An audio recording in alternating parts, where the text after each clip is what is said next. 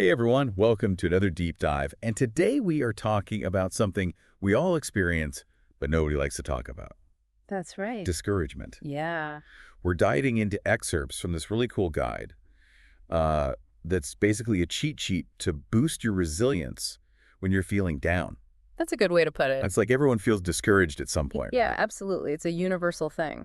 So we're going to explore not only why it hits us so hard, but also, give you some practical strategies to turn those feelings around. What do you think? Sounds good to me. All right. So the guide starts off saying something kind of bold. Okay. It says discouragement is actually a form of weakness. Mm. I don't know about you, but that sounds a bit harsh to me. Yeah, it might sound a little jarring at first, but I think if you think about it, recognizing it as a vulnerability can be the first step to addressing it. Okay, I see your point. Yeah. So what's actually happening in our brains, when we feel discouraged? Well, the guide highlights a pretty common psychological experience. Um, have you ever, set a goal, you envision success, and then life kind of happens? Oh, yeah, all the time. You hit obstacles or setbacks and you realize things aren't unfolding exactly as you planned. Right. That's when discouragement can kind of creep in. And sometimes it feels like a downward spiral. Totally. The guide describes it as a chain reaction. Discouragement leads to doubt. Right. Then comes hopelessness, and suddenly, giving up seems like the easiest option. Exactly. And I think the fascinating thing is that by understanding this chain reaction, it can actually help you interrupt it. The guide uses a really interesting analogy. It compares the process to something called cognitive dissonance. Have you heard of that? I think so. Isn't it something about holding conflicting beliefs? Yeah, like I vaguely remember it from Psych 101, but remind me.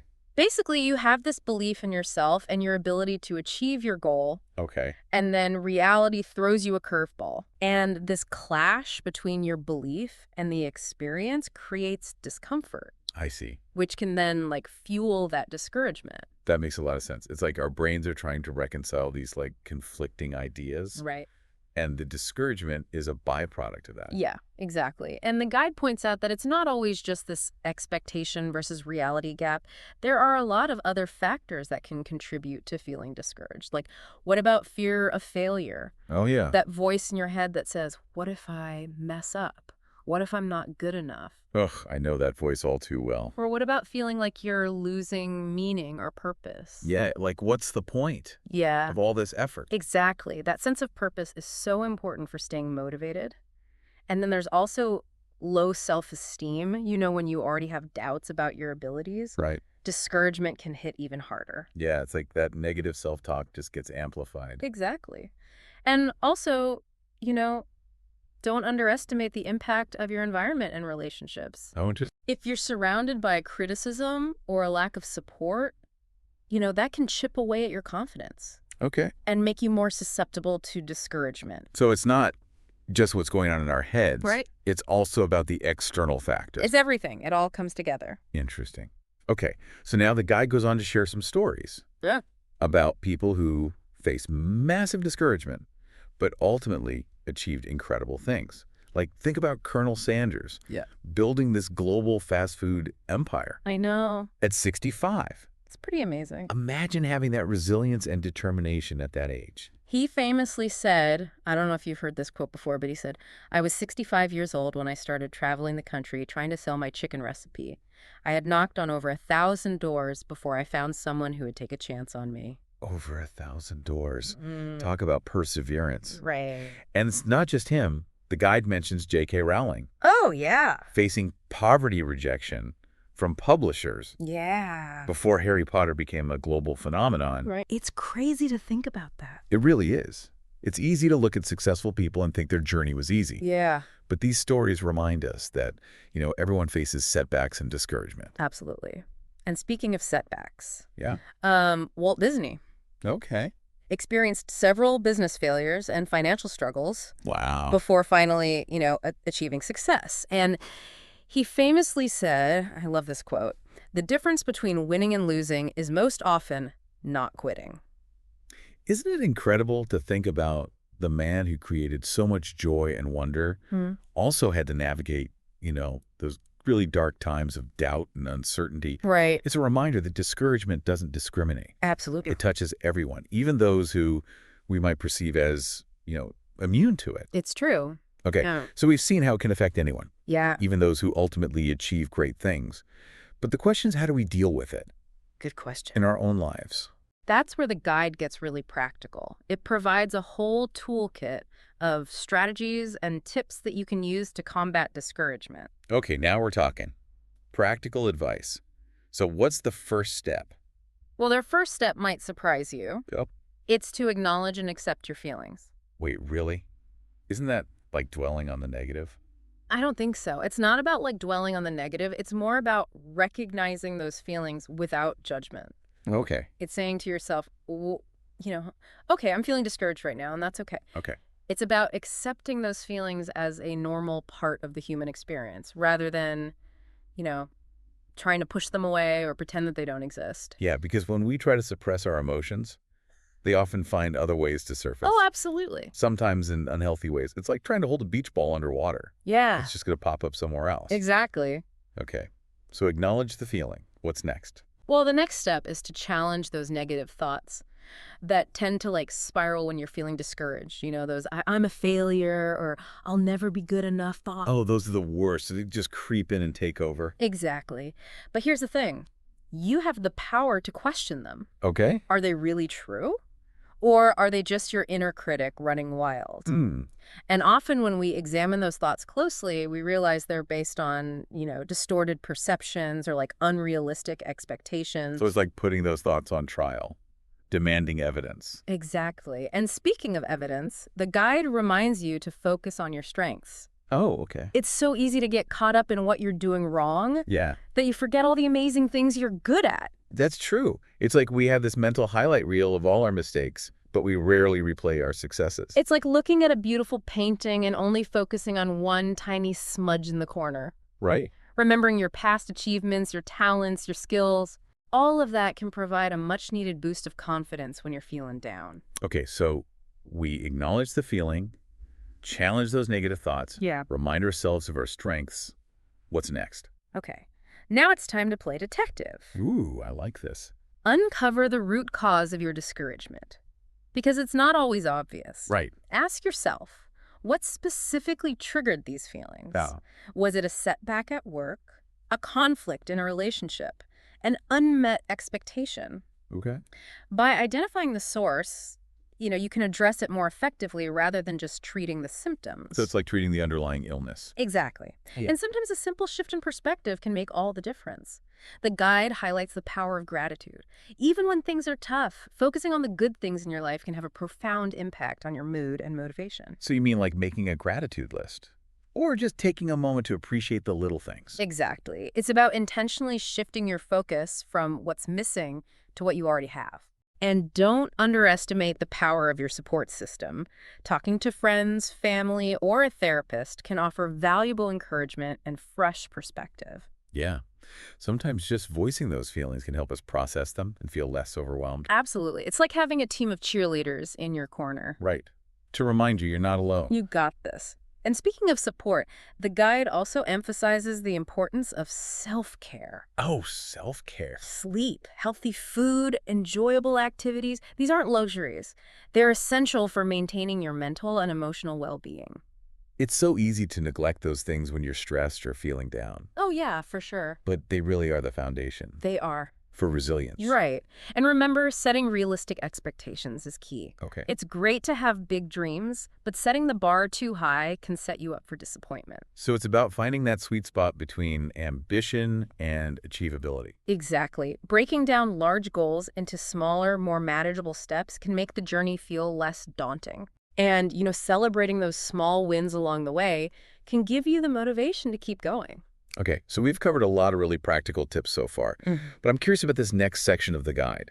It's not just about coping with discouragement. It's about actually using it to our advantage. How is that even possible? Yeah, it sounds kind of counterintuitive, but it's about shifting your perspective and seeing discouragement not as a roadblock, but as a catalyst for growth. Okay, I'm listening. Tell me more. One strategy is to shift your focus from the outcome to the effort. Sometimes, even if you don't achieve the exact result you were hoping for, the journey itself is worth celebrating. Hmm. It's about recognizing, your own dedication and perseverance regardless of the external outcome. So it's about focusing on the process rather than just the destination. Exactly. It's about finding satisfaction in the journey itself, in the effort you're putting in, and the progress you're making. And speaking of celebrating, don't forget to acknowledge and reward yourself for those small wins along the way. It's easy to get fixated on the big picture and forget to appreciate those incremental steps that get us there. Yeah. And those small wins are crucial for staying motivated and building momentum. It's like that saying, a journey at 1,000 miles begins with a single step. I love that. Each step, no matter how small, is a victory worth celebrating. But what about setbacks? How do we prevent them from, sending us spiraling back into discouragement? Well, the guide suggests reframing your perspective and viewing setbacks as valuable learning opportunities. Okay. It's about asking yourself, what can I learn from this experience? How can I adjust my approach moving forward? So it's about turning those failures into feedback Yeah, that can help us grow and improve. exactly. And sometimes, we need to be willing to adjust our goals. Okay. If a goal is causing constant discouragement, it might be time to reevaluate Right. and either modify it or choose a new path that feels more inspiring and achievable. It's not about giving up on our dreams. It's about being flexible Right. and open to course correction along the way. Absolutely. And don't get stuck in analysis paralysis. Oh, yeah. The guide emphasizes the importance of taking action. Okay. Even small steps forward can break that cycle of overthinking and help you regain a sense of control and momentum. So it's better to do something, even if it's imperfect, Right. than to just stay stuck. Exactly. Action is often the antidote to discouragement. Now, this next concept might sound a bit counterintuitive, but the guide suggests that you can actually use discouragement as fuel. Wait. How do you turn a negative feeling into a positive force? Think about it this way. Discouragement often stems from a deep desire for something better. You can channel that frustration and longing into motivation to create the change you want to see. So it's about harnessing the intensity of those emotions and Exactly. turning them into a driving force. Exactly. And finally, the guide encourages you to tap into the power of visualization. It might sound a little woo-woo, but there's actually research supporting the benefits of vividly imagining yourself achieving your goals. Okay. Create a detailed mental picture, engage all your senses. Yeah. This process can help strengthen your belief in yourself and your ability to reach those goals. It's like giving your subconscious mind a blueprint Totally. for success. And speaking of powerful tools, there's one more concept the guide emphasizes that's crucial for overcoming discouragement: self-compassion. Self-compassion. Okay, that sounds nice. But how does Yeah. that actually help us deal with discouragement? It's about treating yourself with the same kindness and understanding that you would offer a good friend who is struggling. When you're kind to yourself, you're more likely to persevere in the face of challenges.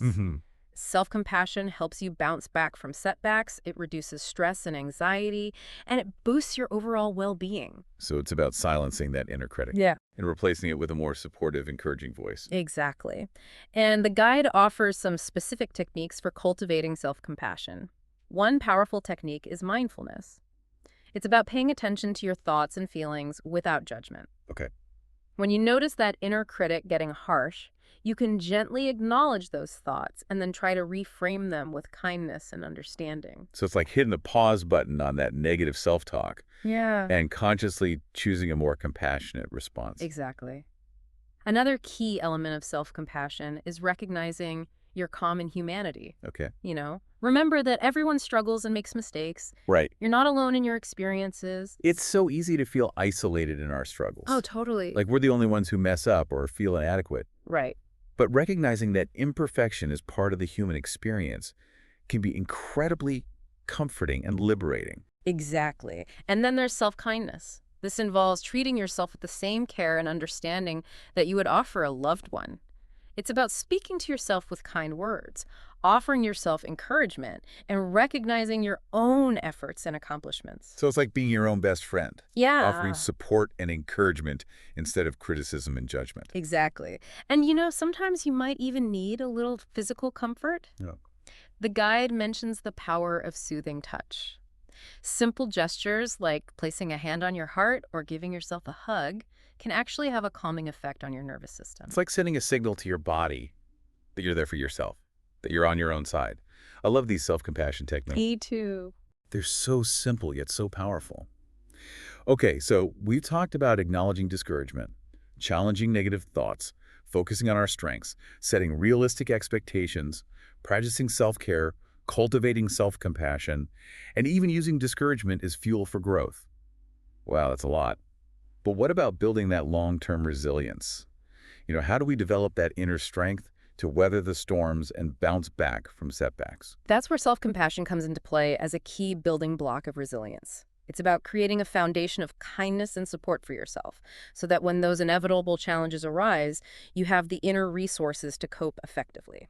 So self-compassion isn't just about feeling good in the moment. Right. It's actually a crucial ingredient for developing long-term resilience. It is. It's about building that inner strength and self-assurance that allows you to navigate difficult situations without falling apart. Okay, I'm starting to see how all these pieces fit together. The guide describes resilience as the ability to bounce back from tough times. And one of the key ingredients of resilience is developing a growth mindset. Wait, hold on. What exactly is a growth mindset? I've heard the term, but I'm not sure I fully understand it. A growth mindset is the belief that your abilities aren't fixed. Okay. It's knowing that you can learn and improve through effort and experience. Right. Instead of seeing challenges as threats or failures, you embrace them as opportunities to learn and grow. So it's about shifting our perspective from I can't do this to I can learn how to do this. Exactly. And a growth mindset goes hand in hand with developing strong problem-solving skills. Okay. It's about equipping yourself with the tools and strategies to tackle challenges head-on rather than, feeling helpless or overwhelmed. It's like having a toolkit full of resources and knowing which tool to use for each situation. Right. The guide also emphasizes the importance of nurturing yourself, both physically and emotionally. Taking care of your basic needs, sleep, nutrition, exercise, social connection is essential for building resilience. When you're depleted, you're more vulnerable to stress and discouragement. But when you prioritize your well-being, you're better equipped to handle whatever life throws your way. It's like making sure your internal battery is fully charged so you can power through those tough times. Exactly. And don't underestimate the power of mindfulness. Paying attention to your thoughts and feelings without judgment can help you become more aware of your internal landscape and respond to challenges with greater clarity and composure. So it's like having an internal weather report, Yeah. noticing the storms brewing before they take over. The guide offers a few additional tips for coping with discouragement that I found really helpful. Oh, like what? Well, sometimes all it takes is shaking up your routine Okay. to shift your perspective. Getting out of your usual environment, trying a new activity, or even just changing the order of your day can do wonders for your mood and motivation. That's interesting. But doesn't shaking things up too much risk disrupting good routines? How do we find that balance? That's a good question. Maybe it's about being intentional with the changes we make Okay. and finding ways to incorporate novelty without sacrificing the structure and stability that our routines provide. I like that intentional novelty. The guide also highlights the importance of engaging in hobbies and activities that you genuinely enjoy. Hobbies can provide a sense of accomplishment, joy, and a much-needed distraction from whatever is causing you to feel discouraged. It's about making time for the things that light you up, even when you're busy or feeling overwhelmed.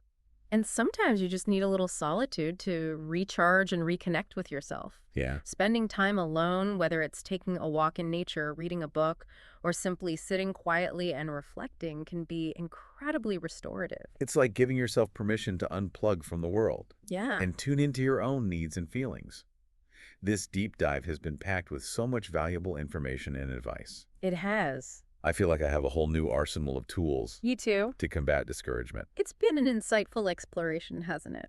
It really has. And while we've covered a lot of ground, it's important to remember that everyone's journey with discouragement is unique. Absolutely. What works for one person may not work for another. That's true. It's about finding the strategies and techniques that resonate with you Right. and incorporating them into Yeah. your life in a way that feels authentic and sustainable. Exactly. And sometimes, despite our best efforts, discouragement can become overwhelming or persistent. Right. In those cases, it's crucial to recognize when we need professional support. Absolutely.